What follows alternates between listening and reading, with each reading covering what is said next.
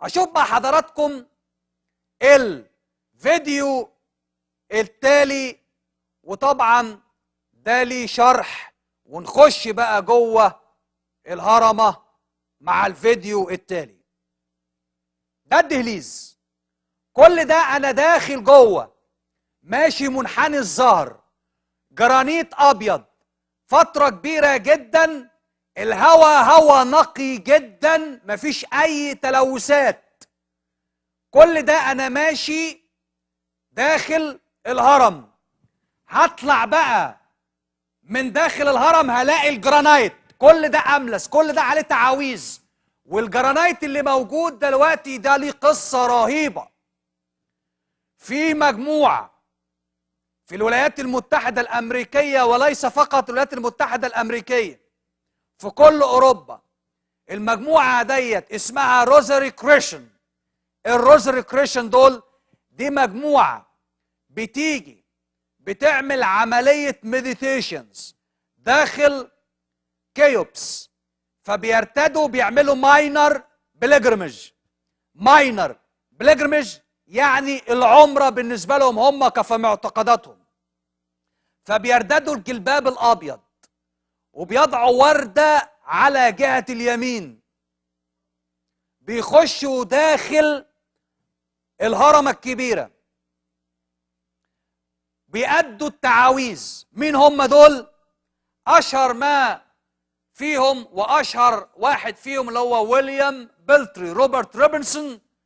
دول اللي هم يعتبر أشهر هذه الجماعة، والجماعة ديت موجودة في أوروبا، والمعتقد بيؤمنوا بيه 14 مليون حوالين العالم كله، إن خوفه نبي. فبييجوا لمنطقة الأهرامات عشان يأدوا التعاويذ والتراتيل. الجرانايت اللي أنا شايفه عليه أناشيد إخناتون.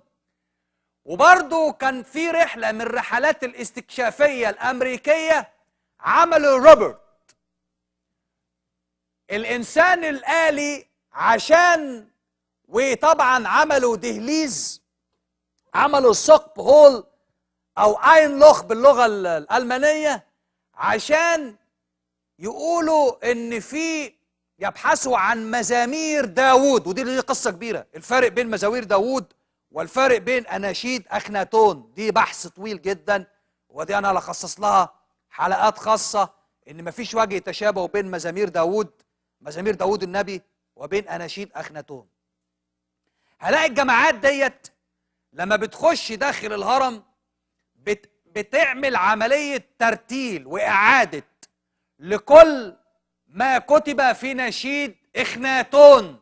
ونشيد إخناتون اتكتب في أقدم كتاب على مستوى العالم اسمه داستوتن بوخ، اللي هو كتاب الموتى. فبيعملوا التعاويذ بتاعتهم وبيقولوا إن هو الله الأوحد الوحيد، وأنهم في يوم من الأيام سوف يقفون أمام الخالق الذي لا يوجد أمامه شيء، وهو الآخر الذي لم يسبقه أحد. بيرددوا هذه التعاويذ وبيرددوا هذه الترتيلات بالشموع داخل كيوبس. وفي البعض منهم بيحاول ان هو ينام في منطقة الباريال شامبر عشان يحس بالجو او المناخ الفرعوني، وازاي الناس دي كانت متواجدة. حاجة الغريبة والحاجة العجيبة، في العلم حاليا موجود في الغرب. من جنون الناس بالأهرامات فسموا العلم ده بيراميدولوجي، علم الهرميات. طب الناس دي بتفكر بهذا العلم ليه؟ أسرار غريبة. لو أنا حطيت كوب من اللبن جوه الباريال شامبر، غرفة الملك، اللبن مش هيحصل له عملية فساد. اللبن ممكن يتحول إلى زبادي، لكن عمره ما يحدث له أي عملية عفن. المكان دوت لو جبت أنا بعض البقول المنبتة بالفعل وحطيتها في هذا المكان، هلاقي عملية الإنبات سريعة جدا عن الأجواء الخارجية. لو أنا برضو جبت تفاحة، التفاحة ديت وحطيتها في الباريال شامبر اللي هي مكان التابوت الخاص بكيوبس، هلاقي ان التفاحة ديت لا تفسد وما يحصل لهاش اي عملية عفن. ده اللي خلى احد العلماء اسمه دربال، وده من دولة تشيشيا ريبوبليك تشيكوسلوفاكيا. عمل ايه الراجل دوت؟ خلي بالكم بقى بالكلام اللي انا هقوله ده. الراجل ده عمل ايه؟ الراجل ده قال لك انا هاخد كل المكونات او الاشكال اللي هي الزاويه اللي هي 51 درجه، وياخد ان اتجاه الهرم الى اتجاه الشمال المغناطيسي الماجنتيك دايركشن. وهعمل ايه؟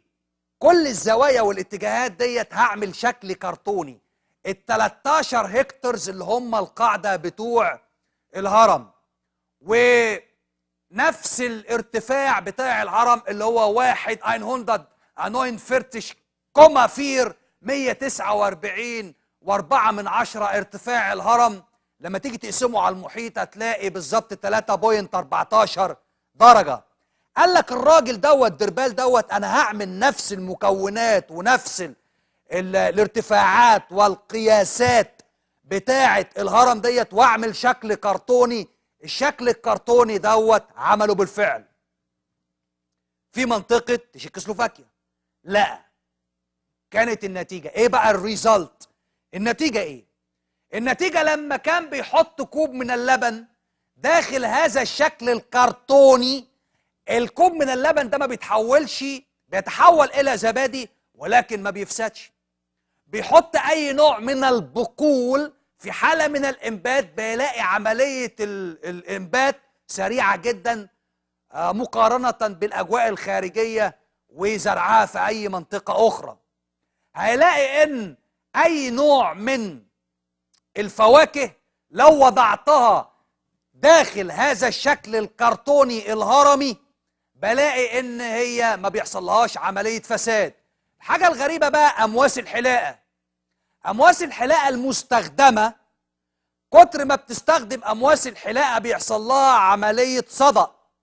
لما تستخدم عملية المواس الحلاقة ديت اللي هي تعتبر فيها رست فيها صدأ وتحطها في هذا الشكل الكرتوني الهرمي، بيحصل ايه؟ بيحصل انها بتكون اكثر حمية واكثر قدرة على اكثر من قدرتها في الحلاقة من المرة الاولى. يعني بالظبط كده العلم قال ان البلورات او الكريستالايز، البلورات دي لما بتبقى موجودة داخل الشكل الهرمي بيحصل لها ان عملية انقسام ديفيجنز بينها وبين بعض، فبتعيد تكوينها مرة اخرى وبتجدد مرة اخرى. ده كل ده عشان الشكل الهرمي هذا دربال، هذا العالم التشيكوسلوفاكي اللي عمله.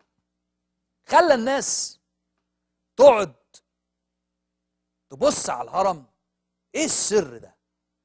ايه الشكل ده؟ وكان عايزين يقولوا ايه القدماء المصريين من هذا البناء. قالوا لنا ان ده مدفن. ده مش مدفن، مش مدفن بس، مرصد فلكي. اي نعم مرصد فلكي. الهرم ما زال يعتبر سر، في اسرار جوه الهرم العالم كله مش عارفها، بدليل اخر رحله استكشافيه من الولايات المتحده الامريكيه عملوا حاجه بقى غريبه. عملوا ايه؟ قال لك ان الرحله الاستكشافيه ديت عملوا ان هم يجيبوا ماجنتيك ميجرمنتس بالس عشان يشوفوا عن طريق الاجهزه ديت، يشوفوا النبض بتاع الأشعة اللي هي بتشرق من الشمس، ودي ليها شرح. لما تخش الباريال شامبر، احنا كده في مرحلة غروب الشمس، لأن هي في الجزء الغربي.